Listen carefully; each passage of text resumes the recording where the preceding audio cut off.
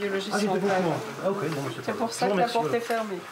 C'est un peu la surprise ce matin pour ces patients devant ce laboratoire de Belfort. La plupart ne s'attendaient pas à trouver porte close. J'étais pas du tout au courant que c'était les grèves, donc voilà quoi. Donc porte close et voilà quoi. Il y a un mouvement de grève en fait. Ah mince, non je savais pas. Vous veniez pourquoi vous? Bah pour faire une prise de sang. Ordonnance en main, cette jeune femme, venue pour un test de grossesse, doit elle aussi faire demi-tour. Ça n'est pas partie des urgences? Non. Désolée madame. Je suis un peu embêtée parce que même des tests, c'est pas forcément fiable, une prise de sang les plus quoi. Parce que je pense que c'est quelque chose d'important à savoir. On peut pas laisser une femme comme ça sans savoir si elle y est ou si elle y est pas. Ici, comme dans 90% des laboratoires en France, seules certaines analyses urgentes sont assurées pendant la période de grève.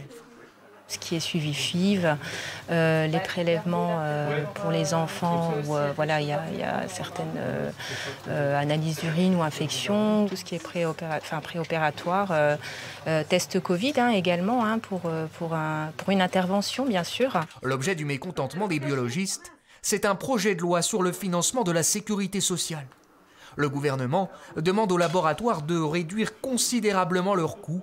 L'objectif, réaliser 1,3 milliard d'euros d'économies d'ici à 2026. Le niveau des économies demandées impliquerait une réduction du maillage territorial des laboratoires, des emplois et du niveau technologique de la biologie française. Et c'est vrai qu'avec ce projet de loi, on a le sentiment d'être puni après les efforts qu'on a réalisés pour répondre simplement à la politique du gouvernement. Ce mardi après-midi, les biologistes et l'assurance maladie ont finalement trouvé un accord mettant fin à la grève.